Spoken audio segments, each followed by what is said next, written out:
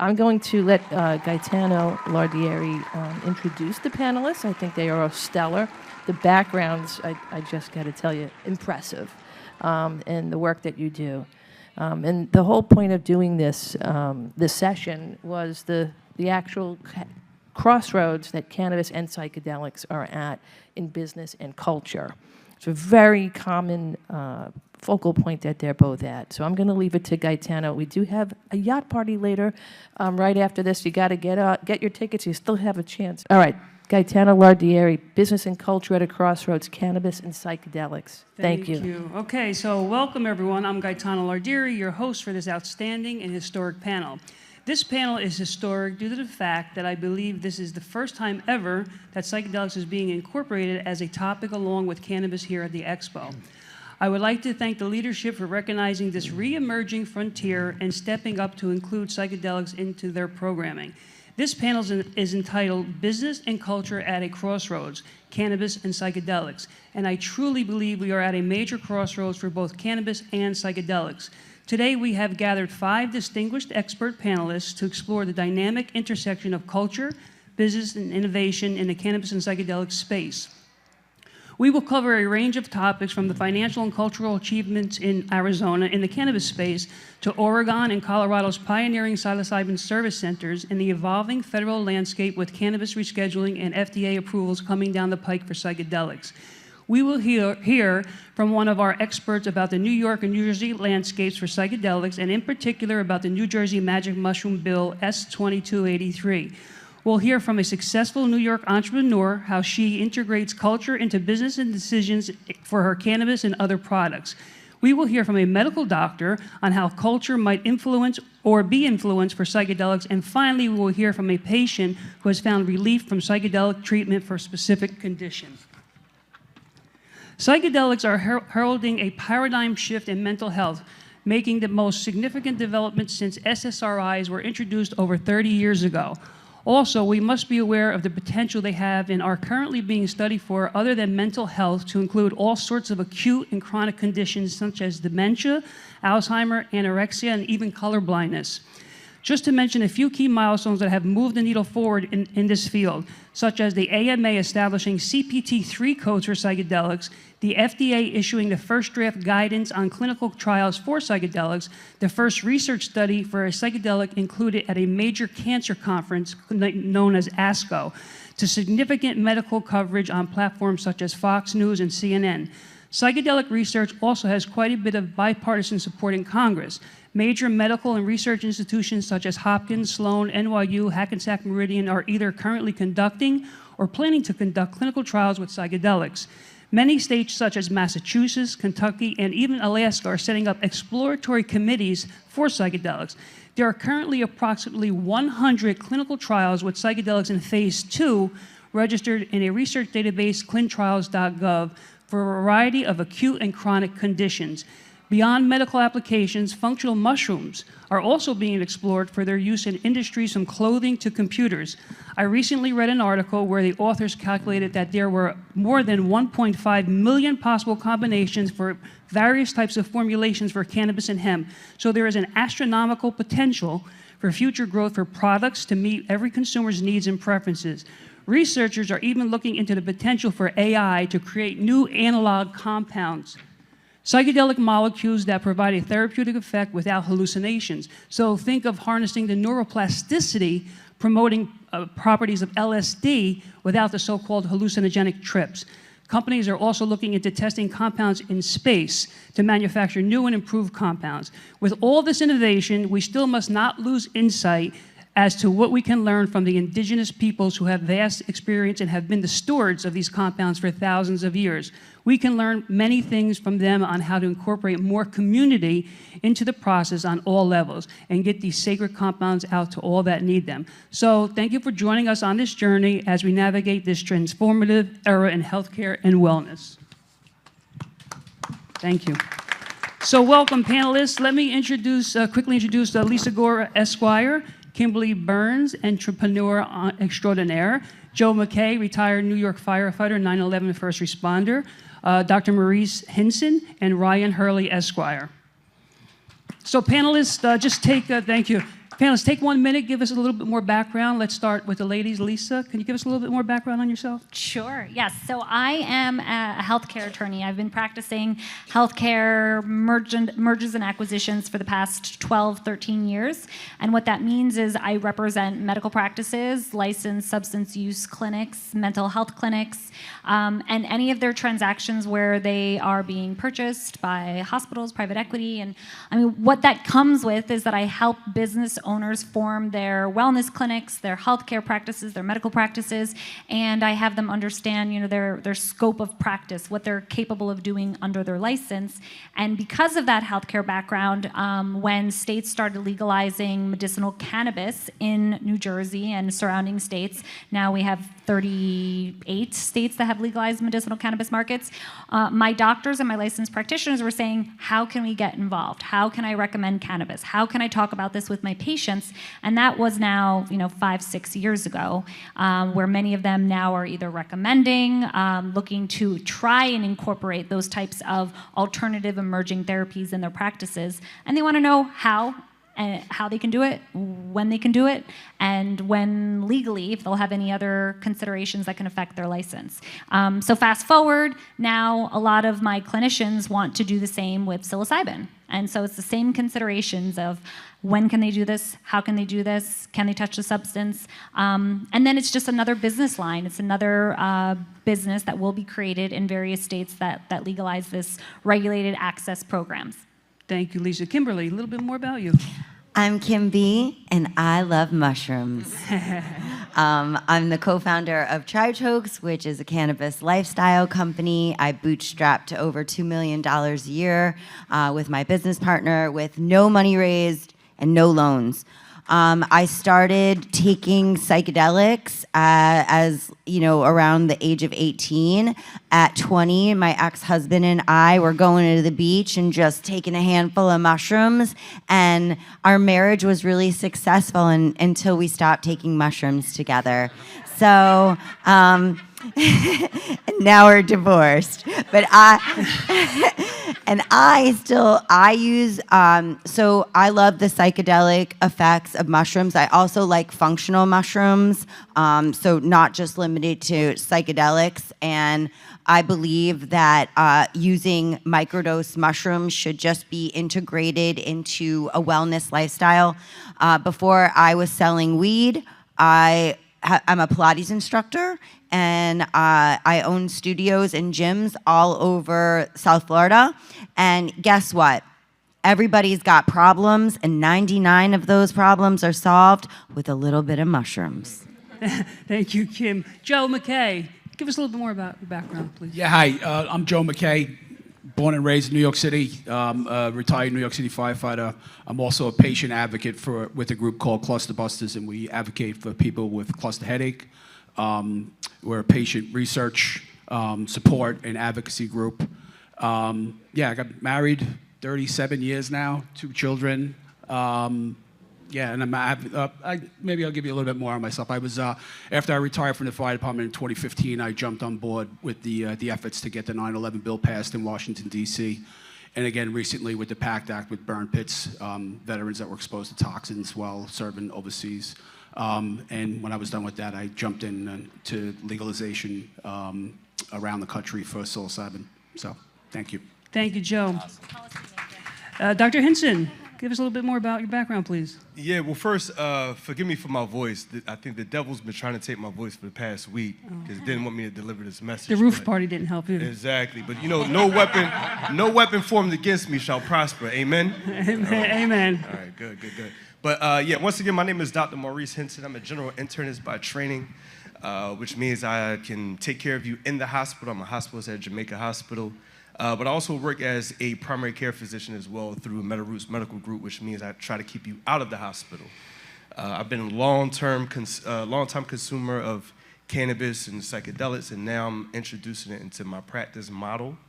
I do think that it has the capacity and full potential to completely revolutionize the medical industry, the healthcare industry.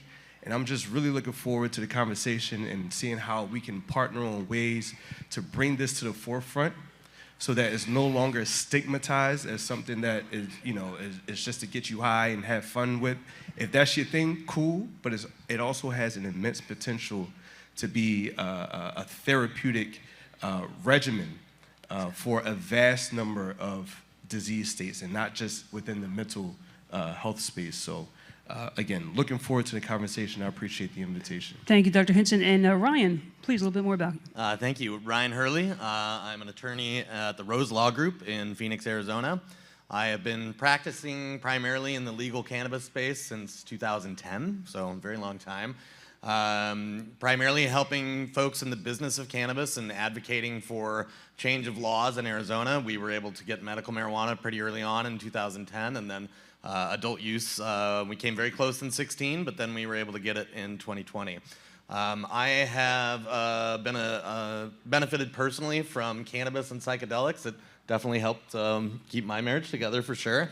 Helped us have some hard conversations in the right mindset. And beyond that, I have I've seen and heard the stories that these plant medicines have saved people's lives. And the fact that they don't have safe access to them, that they could go to jail for them, is just morally reprehensible. And we were successful at pushing this on a state level, with lots and lots of help from all sorts of other people. And we need to continue to do that. We can't sit back and just think, okay, the FDA is looking at it now, let's let that happen. No, we need to keep pushing on a state level, because that's what's going to allow people to access it on a daily basis. So thank you, panelists. You're definitely going to hear a lot more from our outstanding panelists. So let's get started. Let's start on our trip and go southwest to Phoenix, Arizona. So my first set of questions are for Ryan. Ryan, Arizona legalized medical cannabis in 2010, and Proposition 207 allowed adult use in 2020. In 2023, Arizona cannabis sales for adult use and recreational surpassed 1.5 billion. What are the top things you have learned from the market, and what do you think we need to watch out for in a maturing market? Yeah, I think about this a lot in the context of where we're at with psychedelics. Watching the success at the state level in Oregon and Colorado, and the therapeutic center model, which I think is admirable. But one of the things we really saw in Arizona, one of the reasons our program was so successful, is because not only was it regulated, but it provided for a path for a sustainable and successful business model. And that's, we were able to avoid the chaos of California, the unregulated mess of Oklahoma. No program is perfect, and there's a lot of things you could say about ours, but I do think it struck a nice balance between regulation and a successful business model. And I think that that's what we really have to look for in the psychedelic space too, because if there isn't a successful business model, advocacy can only go so far. Advocacy needs funds, and they need people backing it. And businesses pay for lobbyists, and businesses show people that this is not dangerous, that this can be a revenue generator, that this can be a successful, safe part of the economy. And that's important to provide a pathway to legalization. Right. So Ryan, most operators probably understand certain things they should focus on, like a good accountant, experienced lawyer, and a team for their business. However, what are some things some operators have focused on that they probably shouldn't have? Yeah, I think having too fixed of a mindset in an industry that is being developed on a daily basis is problematic, right? I think that, for example, I saw a lot of people that before there was even cultivation, that they were pushing a brand, and brands are hard. They're hard to cement, right? Particularly in a space where the product may or may not be repeatable and available on any given basis. So, you might find somebody who loves your brand, but if they can't go down the street and pick it up, then it's going to be hard to do that. So that's just one example, but I think being flexible, being able to pivot on a dime, starting small, don't overextend yourself, don't take on a lot of debt or investors that are not patient and of your mindset. Thank you. And in your many years of experience, what is the single best piece of advice you could give a company, or an individual for that matter, that's coming online in a new emerging market? Hire a lawyer. No, Okay. Like seriously though, an ounce of prevention's worth a pound of cure.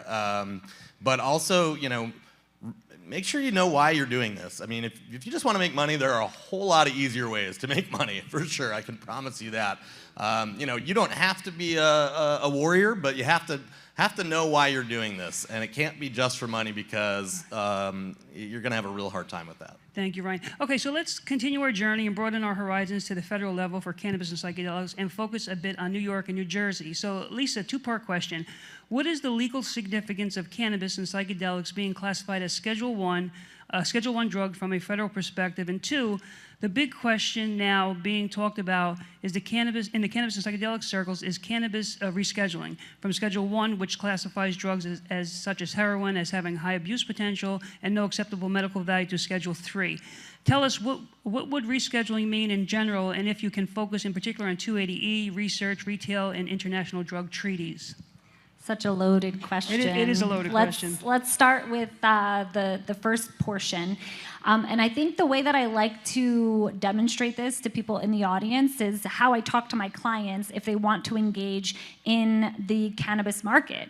I usually start my conversations off with prospective clients is that, hey, in what state do you want to operate a cannabis manufacturer, dispensary? Where do you want to get a license? And so they usually say, for example, New Jersey. I said, well, New Jersey has a state legalized market. You are capable of applying for a license in New Jersey under the licensure framework that New Jersey has created. But it is federally illegal. So just know that even though you are operating under the framework and regulations that New Jersey or any other state that has legalized medicinal cannabis dispensaries or recreational adult use, you are operating within the confines and parameters that that state has outlined. But if the federal government wants to change its mind tomorrow, they have the right and the authority to step in and say, you are operating a federally illegal business enterprise. And that's what a Schedule I substance reflects in the federal world. Any drug that is classified as a Schedule I is looked at as not having any medicinal value under the federal outline of what it is to be a Schedule I. There's 5 classes of schedules under which drugs are looped into, and a Schedule I is the most strict. So any drug that gets placed in that schedule means that they haven't been recognized by the federal government to have any medicinal value, which, hello, we have 37 states that have state legalized medicinal cannabis markets, as well as adult use. And so how is it that we can still consider cannabis Schedule I when so many states now have really created their own frameworks, but with a risk tolerance that the federal government is not going to come in and step in or take any enforcement action? And that's because of various federal memos and guidelines and positions that the DEA or Department of Justice have endorsed. For example, there's something called the Raw-Barker-Farr Amendment that is a rider, so legally kind of just like a statute whereby there is certain protective language that says that the federal government will not use federal funds to bring down state legalized cannabis, medicinal cannabis markets. There isn't any real protection of that type for the recreational adult use markets.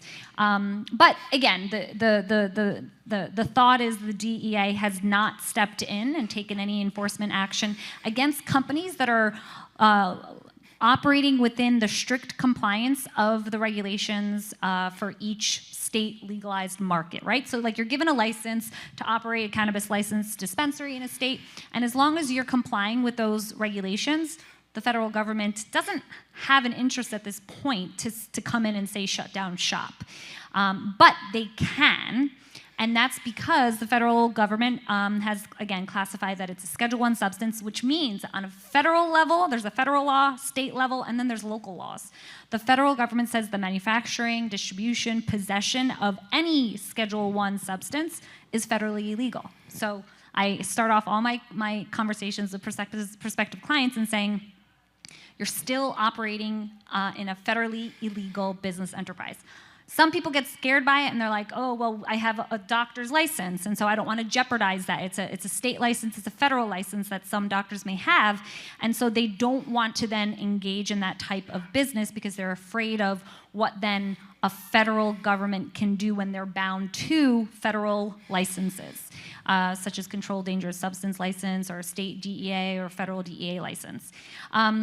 So long way of saying is that a Schedule I drug is recognized as a substance in the class of substances in a Schedule I that doesn't have any medicinal benefit, and it doesn't have a recognized medicinal use or accepted medicinal use in the United States, which again, I mean, there's state legalized medicinal cannabis markets.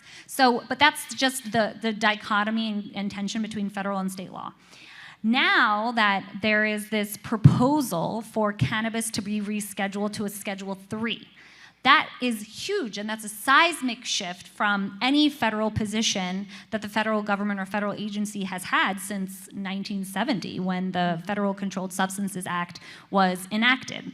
And so now we're maybe like a month after the DEA has made an announcement that they were going to consider the recommendation by the federal United States Department of Human and Health Services that recommended that cannabis be rescheduled, because there's been lots of peer review clinical trials, clinical research with regards to cannabis, and that there are therapeutic benefits to it, enough to suggest that a federal government wants to now make this recommendation that it be rescheduled to Schedule III, because Schedule III does mean, hey, cannabis, if you're put in this class, then you do have a recognized medicinal benefit. There is some medicinal value to this substance, and so just by virtue of being placed in that class, the federal government is taking a position that they do endorse and promote and understand that there is medicinal value, and that there is a moderate to low abuse factor for that substance, just because of, again, all the history and clinical research and study that's been going on. So back to the question, I know there was other pieces that you wanted me to touch on, so 280E and such. So also with regards to being reclassified, having cannabis reclassified to Schedule III, one thing that I talk a lot about, and I have a podcast that I carry out through my firm, Epstein, Becker & Green, and also just write on this subject pretty often. So you can Google my name, you can see more of my thoughts. But by virtue of cannabis being placed into Schedule III, the biggest takeaway is that cannabis is recognized to have this medicinal value, but it gets placed into a class whereby then doctors can prescribe it, which a Schedule I substance you cannot. So by being placed into Schedule III, someone like Dr. Hinson can theoretically prescribe cannabis for his patients outside of what most states have now, which is clinicians can recommend the use of medicinal cannabis, but they can't prescribe. So just watch that word, recommends and prescribe. Recommending does not have the same legal authority whereby it would jeopardize Dr. Hinson's medical license, because he's just making a recommendation to a patient based on symptoms that that patient may or may not have. But he is not prescribing or dispensing cannabis through the medical practice. So it's great to have you next to me and use you as an example.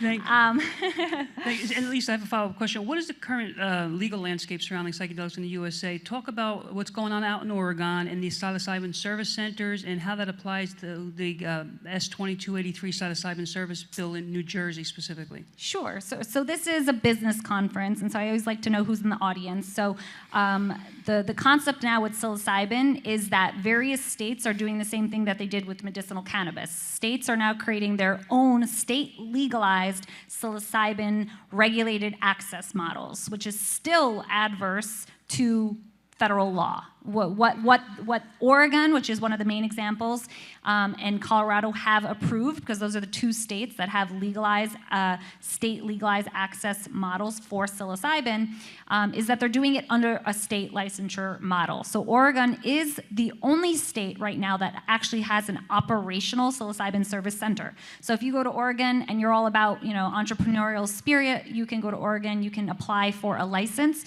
to set up a psilocybin service center. And any one of us in this room can theoretically open up that type of business.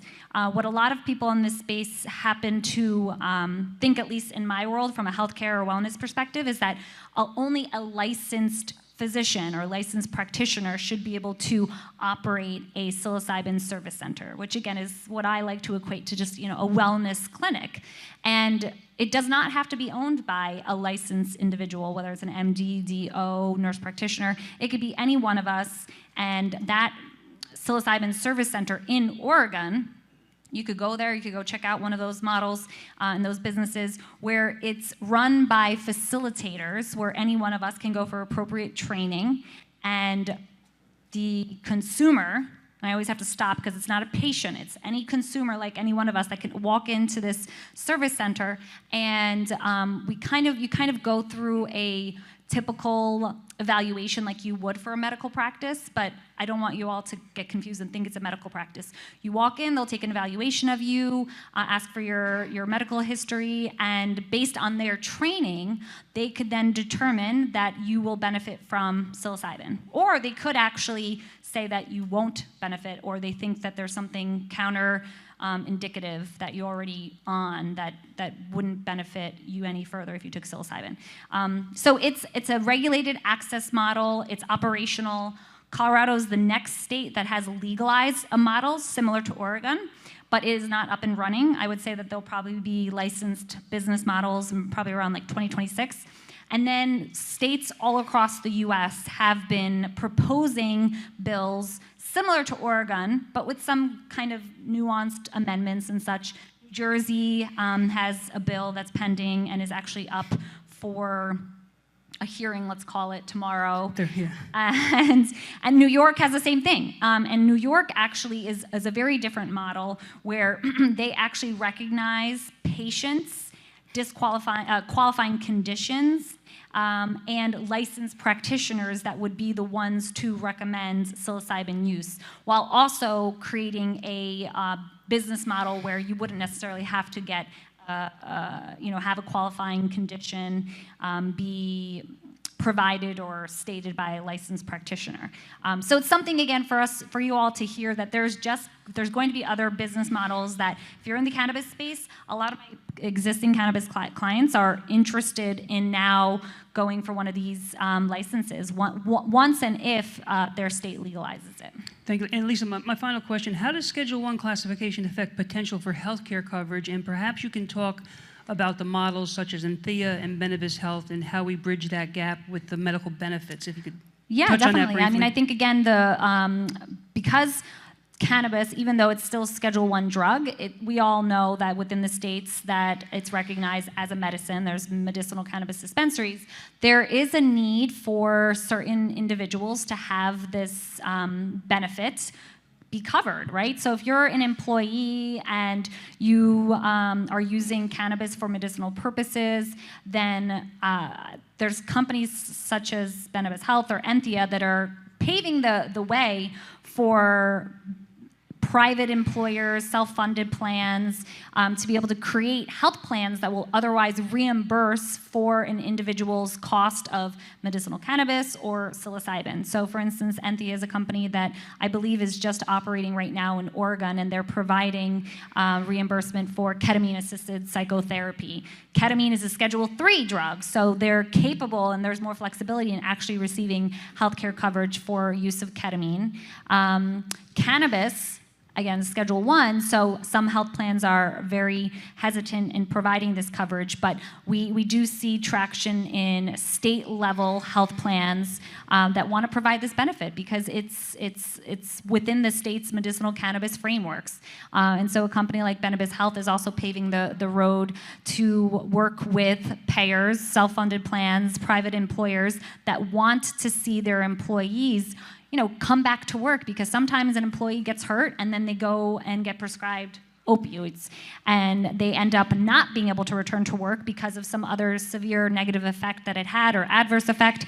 And there's been research to show that if you replace a traditional pharmaceutical drug with cannabis, even employees may be returning to work quicker, or I mean, they're just happier. So they go to work, the employer's happy, and the employer wants to be able to provide it as a health benefit. So check out those companies for sure. Thank you, Lisa. Now let's explore some culture in cannabis and psychedelics with my friend Kim B.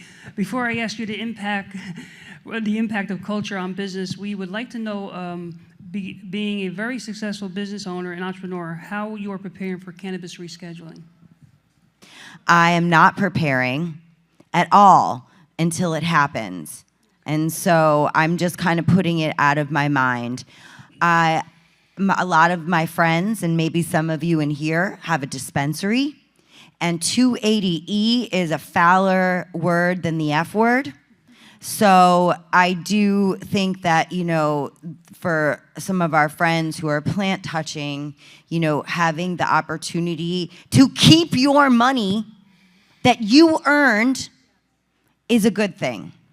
Kim, multi-part question. Given that New York has a unique cultural landscape, when it comes to cannabis, how does that landscape impact your business decisions, who you decide to partner or work with, and ultimately the selection of products you put on your shelves?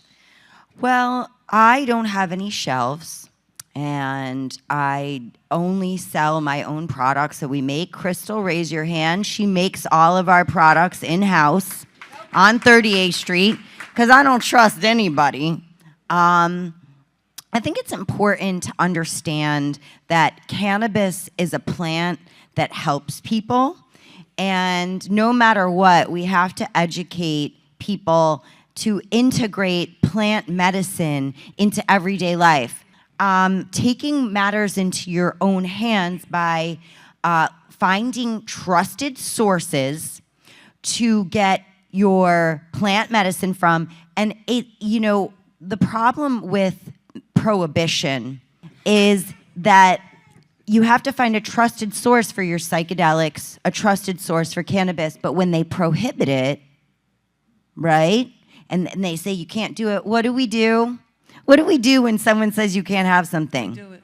You do it anyway. You go in a corner, you go in an alley. There's fentanyl in everything. So having a trusted source is a very important part of the cannabis industry and the psychedelic industry. And so I think the main point is that we all have the opportunity to be the culture, right? We are the culture. We are the culture. But when we're talking about getting that bag, making that money, it's about being a trusted source. So the way to make money is to be a trusted source. And so regardless of your branding, regardless of, you know, where you're operating, if you become a trusted source, you will make money. If you're a dope brand, people will drive for you. People will wait for you, and people will find you when you become that trusted source. So in order for the business and the culture to meet, for the intersection to be there, you have to step up and make people trust you. And if you are a wishy-washy motherfucker, nobody's trusting you. Ain't nobody buying your piff, none of that. Let's hear for Kim B in culture. Yeah! Okay, now let's get into the weeds of cannabis and psychedelic medicine with our next two panelists by finding out the impact that they have on real lives. Dr. Hinson, how do you envision psychedelics changing the culture of medicine globally and specifically Western medicine? So, you know, once upon a time... Hold your mic up. Once upon a time, when people got sick, it was considered that they were possessed by evil spirits, demons, and the medicine was meant to cast out these evil spirits, right? And then we underwent this scientific revolution where everything had to be measured, you had to test it, had to be reproducible, and that's fine, but over the past 100+ years, medicine has been purely scientific, with complete disregard for the spiritual self, right? And there's a major fallacy with that, you know, because at the end of the day, before anything, we are spiritual beings in a physical vessel, having a divine human experience. Right. And so to completely disregard the spiritual self from health, man is now our worst disease process is of the spirit, right? And so what I see with cannabis and the psychedelics is now a reintroduction of natural therapeutics, which have a physical, psychological, as well as spiritual health implications. And in addition, I feel as though that the introduction of cannabis and the psychedelics now will allow for this marriage between the sciences and the culture, right? Because it's not the scientists, it's not the doctors who are responsible for this cannabis and psychedelic renaissance. It's the people who've been hustling underground for the past several decades who finally were able to bring it to light. And now science is just catching up. And so, I see this, this amalgamation of influence between the sciences and the culture. And once we begin to leverage that completely, I think we'll finally begin to understand and appreciate the full therapeutic potential of these natural therapeutics. Right. And Dr. Hinson, in a follow-up question, in what ways will the introduction of psychedelics into society, in particular with FDA approvals, impact the business of healthcare? Well, outside of the obvious product development, I think that's the easiest entry in. You have all these ancillary practices that can emerge as well. So, like for cannabis, say for example, there have been a lot of online platforms that brought patients to providers in order to get these recommendations, right? I see a similar process for psychedelics. In addition, there's gonna be a huge explosion of real estate, right? So having the zoning and building acquisition, it's gonna be a huge boom for real estate, and hopefully they do a better job with the psychedelic space than they did with cannabis, right? Because a lot of people got into the cannabis licensing and weren't able to get real estate because the MSOs brought all the appropriately zoned real estate. So hopefully we see that and use that as an example of what not to do so that people actually have access to make these sort of businesses come into fruition. The other element is the fact that from a global healthcare spending point of view. So the US spends nearly twice the amount on healthcare compared to any other comparable developed country.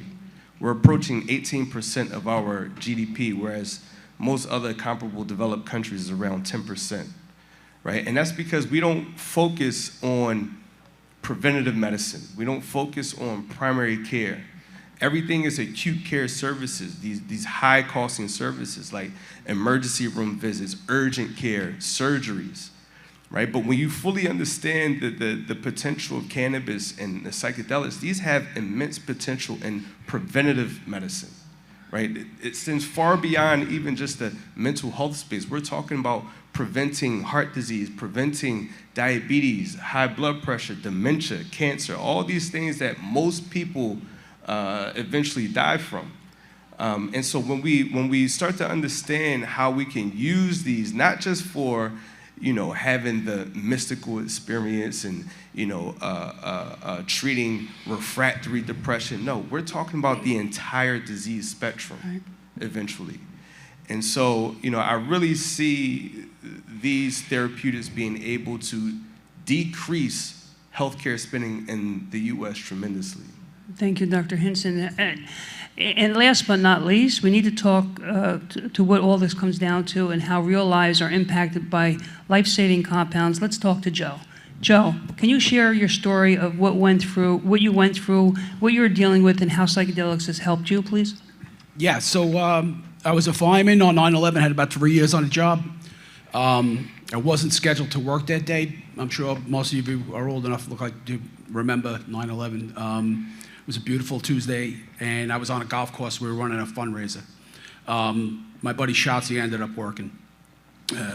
After, we got word that it happened, and we made our way into the city, and we worked for 2 days. After the second day, a list of the missing firefighters came out, and the guy that was working, Schatzy, working instead of me, ended up getting killed. 4 guys from my company were killed, and 26 altogether that I knew pretty well. So as you might imagine, losing 26 friends in one day was pretty rough. We were working on the pile every day. If we weren't working on the pile, we were working in the firehouse or taking care of the families of the people that we lost. 6 months goes by. I had just gotten done working on the pile the night before, and I had a tour in the firehouse, and I woke up at 1, sitting on the couch, woke up at 1 in the morning, felt like someone just stabbed me in the eye with a burning hot ice pick. Like this pain, I had never experienced this level of pain before. So I thought I was dying. I ended up going to the emergency room. The pain went away after about an hour and a half later, and then it continued to happen. The next night it happened again and again. I would go to the emergency room, they would give me morphine, they would give me all these drugs that never touched the pain of what was going on. 6 weeks later, I was lucky to get diagnosed correctly with trigeminal autonomic cephalalgia, mouthful, otherwise known, it's a form of cluster or suicide headache. And they call it suicide headache because people like me have a much higher rate of suicide when it comes to medical conditions. So there I was, 6 months out after 9/11, not thinking it can get any worse, and now I get diagnosed with this neurological pain syndrome that's going to be with me for the rest of my life. There was no treatment for it. There was no drugs brought to market. Most doctors have no idea. They've never seen a patient with cluster headache before. The average time for someone like me to get a proper diagnosis is over 6 years. Physicians just don't see enough patients. There's no money in research either. So for 10 years on the fire department, I struggled with the attacks. I would get periods of remission. I'm episodic, which means I get them for months at a time, and then they go away. I get periods of remission. There are also people that are chronic as well, where they get them every single day of their life. So I had to retire after 10 years on the fire department. It did not sit well with me. I loved that job. Most of us do. So I had to retire. I was prescribed opiates. I had some back issues. So they gave me tramadol and then Oxycontin. I got hooked on that. A few years later, things got worse for me. Nothing that I was helping at all. Any of the little things that I would have, whether it was oxygen use or sumatriptan, which is an injectable medication that would get me out of one attack, and I could only use it 2 times a day. And on bad days, I would get 8 attacks a day. So imagine being stabbed in the eye 8 times a day, knowing that you can't go to the emergency room and there's nothing that anybody can do for you to make this pain go away. So I reached out, I did a lot of searching on the internet, and I found a group called Cluster Busters. And they were a patient advocacy group, and they did research for people living with cluster headache.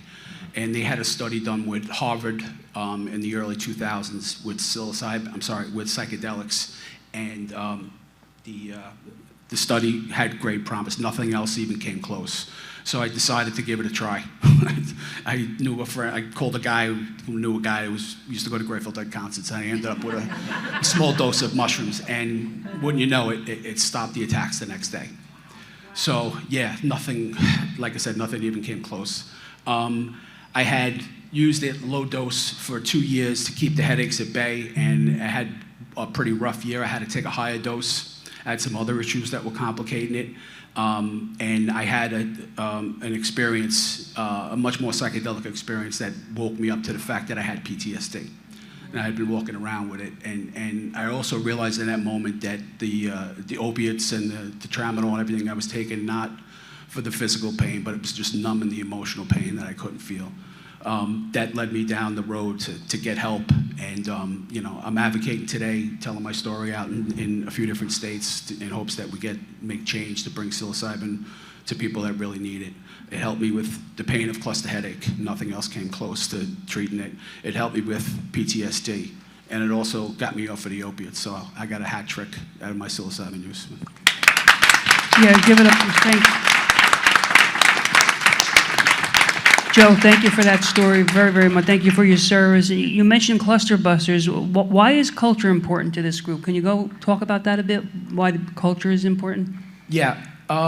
So, you might think a bunch of people together in a room. Some people have tie-dye shirts in a cluster busters conference, but So, imagine that, having to go through that pain, every day of your life. And at these conferences, at Cluster Busters conferences, we have people from all walks of life. We have older people, younger people. There's some people with tie-dye shirts. There are people that are, but they're people from all walks of life, and they're all desperate, and they had nowhere to turn.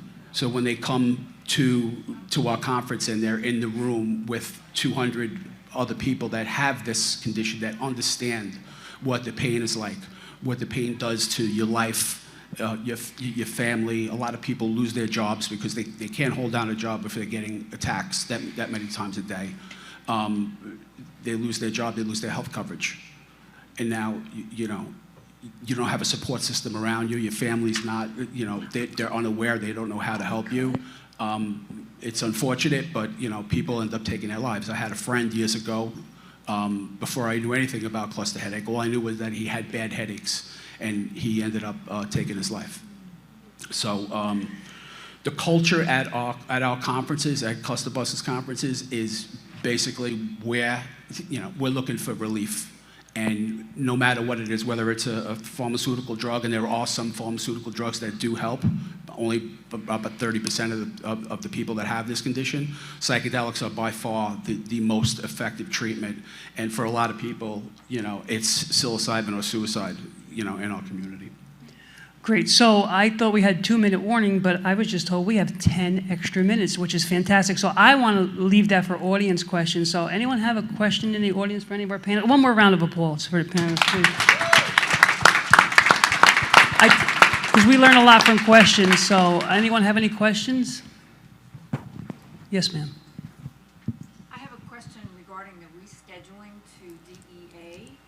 What I will say is that anyone that is operating as a state license, you're saying cultivator, manufacturer, that has a state license to manufacture cannabis, right? We're not talking about a DEA license to actually manufacture cannabis or psilocybin? Cannabis, yes. So unfortunately, the answer is that the DEA, in their proposed rules, which is about 100 pages long, they totally side-skirted anything with regards to addressing the state legalized cannabis markets. And so all I can tell you is my thoughts on it is that there's two schools of thoughts.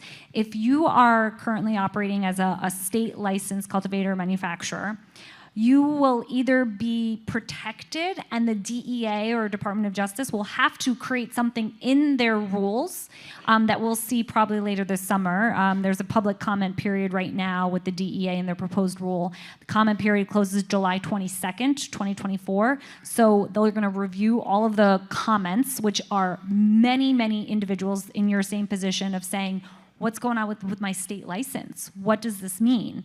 And so going back to the school of thoughts, the DEA may say that you need to get a DEA license for manufacturing cannabis.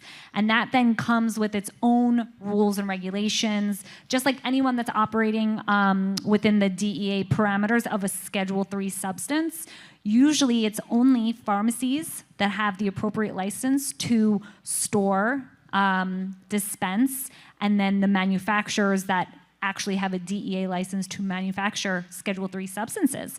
So that's my federal answer, is that the federal law dictates that anyone that is manufacturing, cultivating cannabis, they would have to get this federal DEA license, which also means it's a federal DEA license, but also there's state-level DEA license.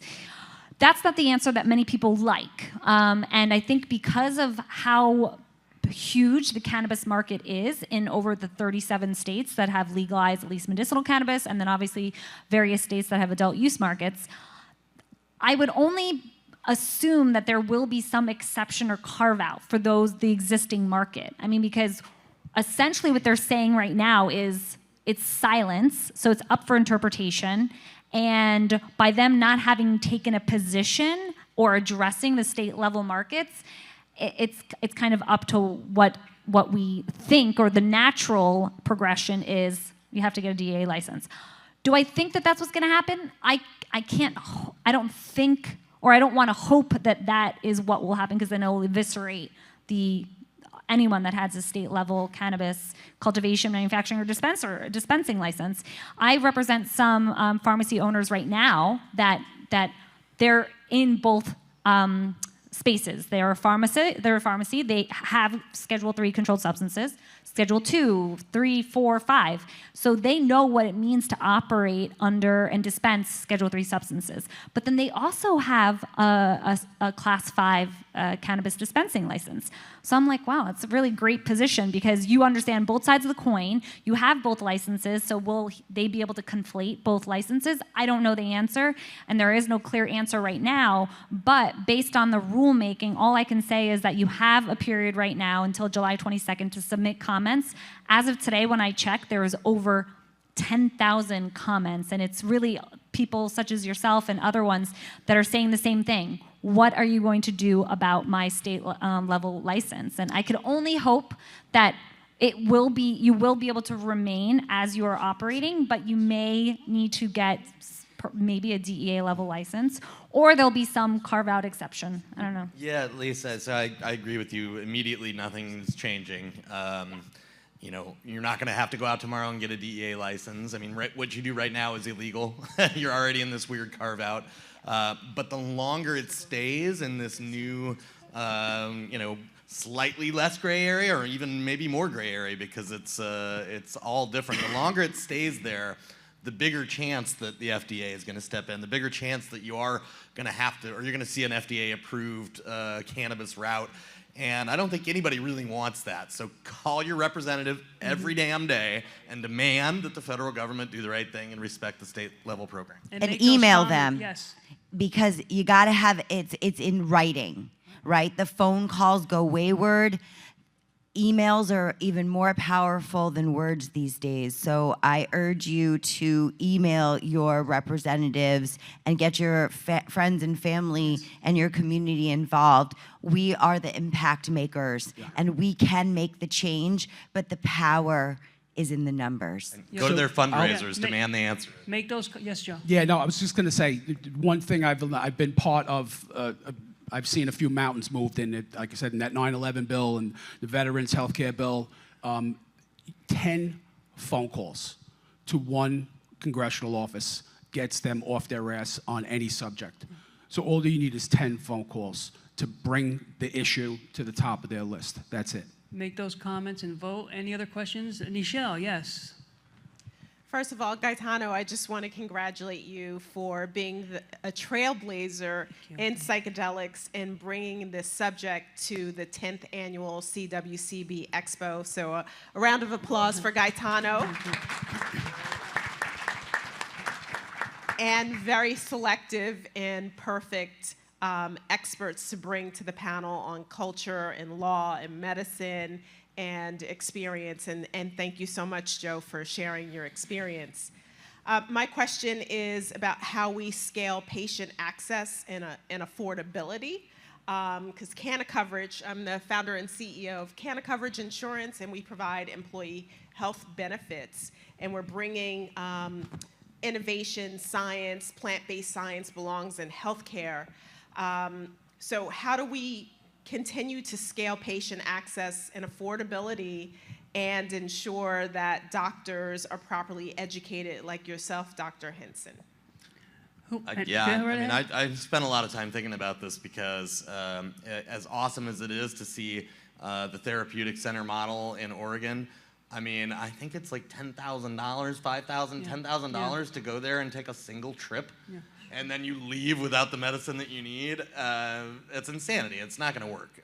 It's just no way. So you have to design a program where there is enough opportunity for business to come in and do a scalable business to provide the need that's out there. And for mushrooms, that means you've got to set up a framework where it's not that expensive to get because they're not that hard to grow. I think the other piece is. This is where legislation comes in, and for the people who are in the political space and can lobby, because we need these therapeutics to become medicine, right?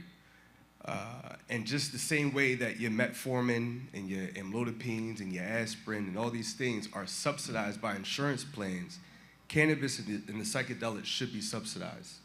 So when we talk about access, there's one thing to be able to recommend cannabis for a patient, there's another for them to be able to go out and afford the product, right? I've been in this space, I've been able to certify patients for the past 3 years, 3.5 years.